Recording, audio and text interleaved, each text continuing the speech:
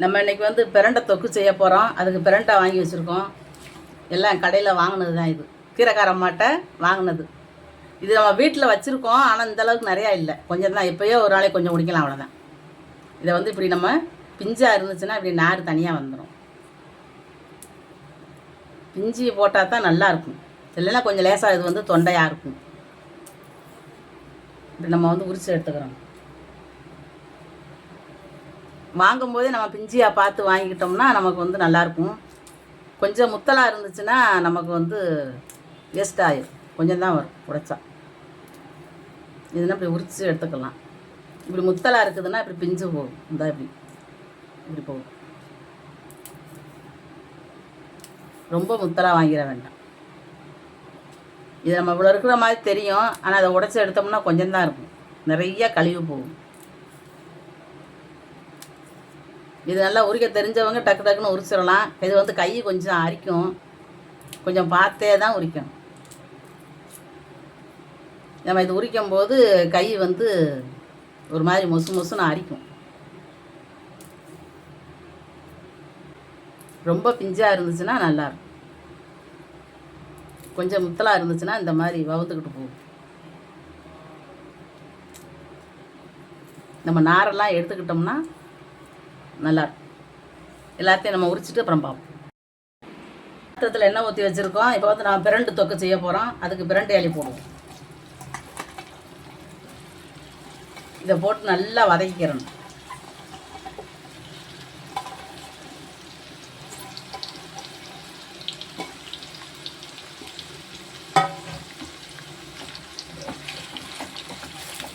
நல்லா கொஞ்சம் எண்ணெய் அதிகமாக ஊற்றி கருகு விடாமல் கிண்டிக்கிட்டே இருக்கும். நல்லா சீயாக இருக்கு கணக்காரு.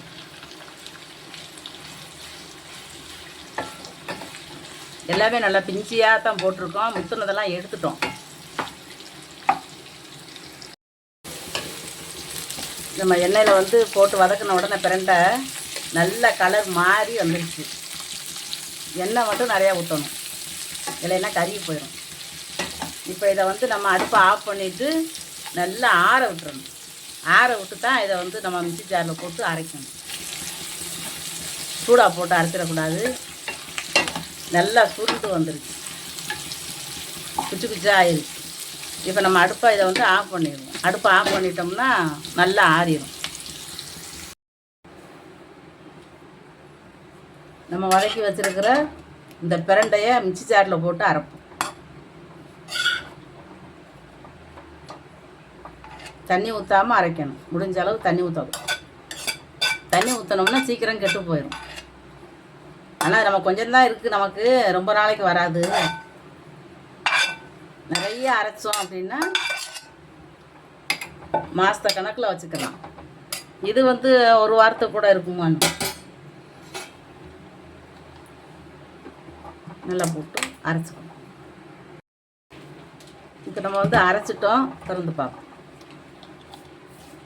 பிரண்டை வந்து நல்லா வதக்கி அரைச்சாச்சு. இதை இப்போ நம்ம வந்து தாளிக்க போகிறோம்.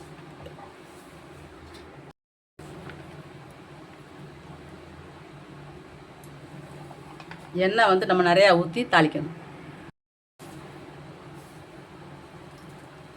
இப்போ வந்து கடுகு போடுவோம், கொஞ்சம் வெந்தயம் போடுவோம்.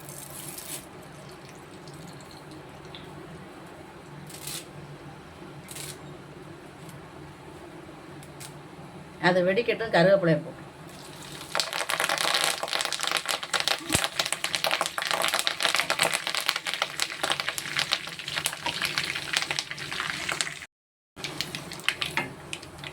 நல்லா கடுகு வெடிச்சிருச்சு, நல்லா வெந்தயம் பொரிஞ்சு வந்துருச்சு. இப்போ வந்து நம்ம வெள்ளைப்பூட்டை போடுவோம்.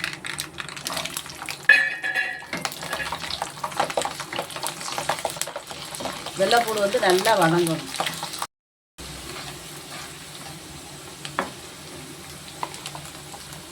இப்போ வந்து நம்ம அரைச்சதை போடுவோம். பிரண்டை அரைச்சிருக்கோம், அதை போடுவோம்.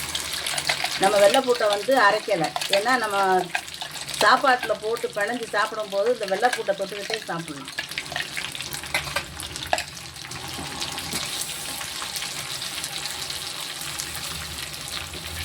எண்ணெய் வந்து நம்ம நிறையா ஊற்றிருக்கணும். அப்போ தான் இது வற்றி வர்ற போது சரியாக வரும்.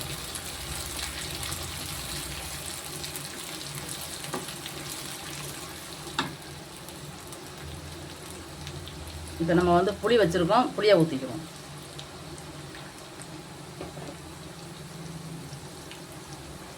மிளகாய் பொடி போடும், தனி மிளகாய் பொடி. தேவைக்கு உப்பு போட்டுக்கணும்.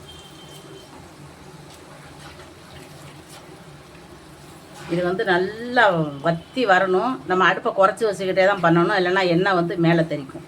நல்லா அல்வா மாதிரி வரும்.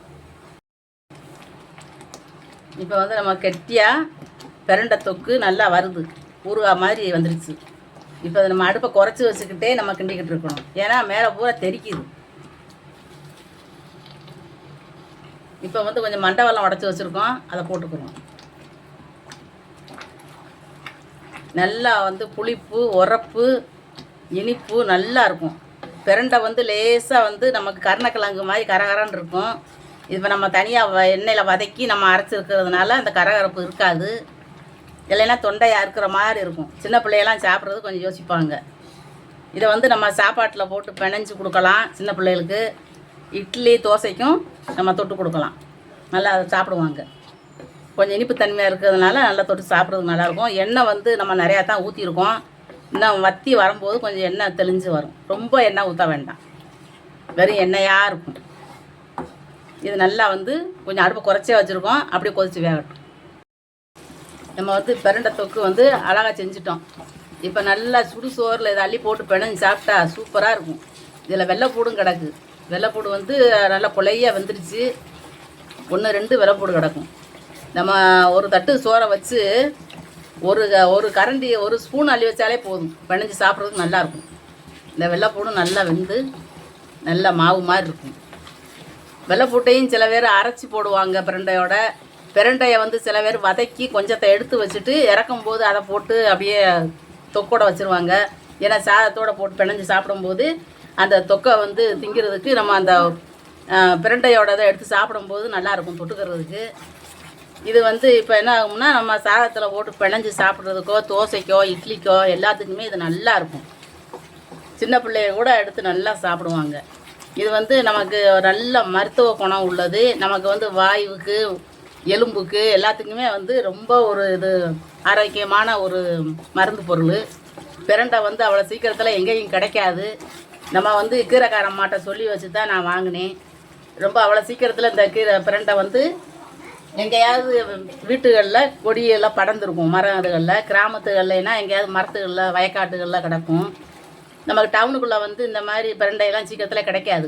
கிடைக்கும் போது இப்படி வாங்கி செஞ்சு வச்சுக்கிட்டிங்கன்னா மாத கணக்கில் இருக்கும். நம்ம புளி வந்து நிறையா ஊற்றிருக்கோம், தனி மிளகாய் பொடி போட்டிருக்கோம். அப்போ நமக்கு வந்து உப்பும் உரப்பு புளிப்பு கொஞ்சம் இனிப்பு மண்டவெல்லம் போட்டிருக்கோம். எல்லாமே நம்ம வச்சு சாப்பிடும்போது இது நம்ம வேறு குழம்பே தேவைப்படாது.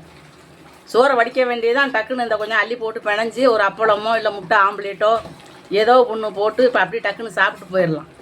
இப்போ வந்து பசங்க வேலை பார்க்குறாங்க ஆஃபீஸில் அப்படின்னா இந்த மாதிரிலாம் செஞ்சு வச்சுக்கிட்டாங்கன்னா அவங்களுக்கு நல்லா ரொம்ப யூஸ்ஃபுல்லாக இருக்கும். அதெல்லாம் நம்ம மற்ற கடையில் போய் வாங்கிக்கிட்டு புளித்தொக்கு, நான் புளியாதரை பொடி அதெல்லாம் இருக்கும், நிறையா லெமன் பொடியெல்லாம் இருக்கும், போட்டு கிளறி சாப்பிட்றதுக்கு இதை செஞ்சு வச்சுக்கிட்டோம்னா ஒரு ஒரு ஒரு ஸ்பூன் எடுத்து போட்டாலே பிணைஞ்சு சாப்பிட்டு போயிடலாம்.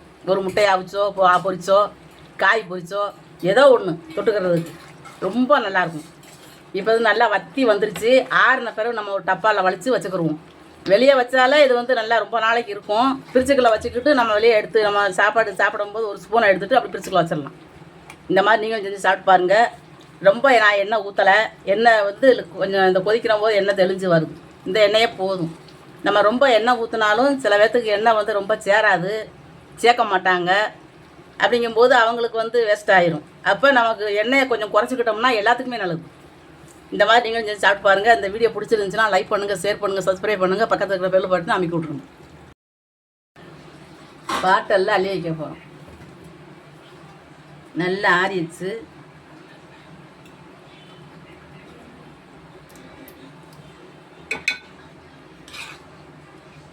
நம்ம கண்ணாடி பாட்டலில் போட்டு வச்சுக்கிட்டோம்னா ரொம்ப நாளைக்கு அது வாட்டுக்கு இருக்கும். என்ன கண்ணாடி பாட்டில் நம்ம கவனமாக எடுக்கணும், இல்லைன்னா கண்ணாடி பாட்டில் கீழே விழுந்துடும், செதறிப்போம்.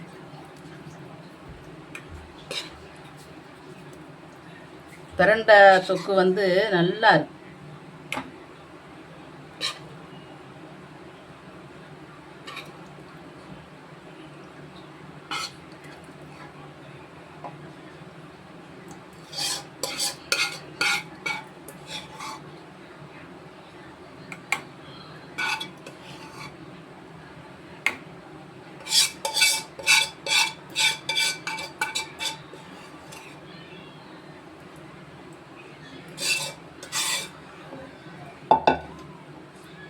நம்ம பாட்டெல்லாம் போட்டு வச்சுக்கிட்டோம்.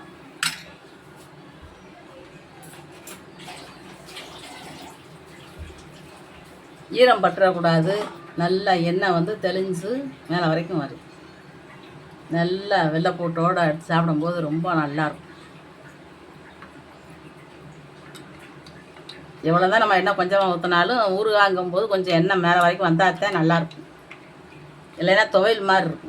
ஊறுகாய்னா நமக்கு வந்து தொக்கு அப்படிங்கிறது, தொக்கு ஊறுகாய் எல்லாம் ஒன்று தான். நமக்கு வந்து இப்படி எண்ணெய் அள்ளும் போது இப்படி எண்ணெய் இருந்தால் தான் நல்லாயிருக்கும். நல்லெண்ணெய் தானே, உடம்புக்கு நல்லது தான். இப்படி வச்சு நம்ம போட்டு மூடி வச்சுக்கிற வேண்டியதான். மூடி வச்சுக்கிட்டோம்னா நம்ம தேவைக்கு எடுத்துக்கலாம்.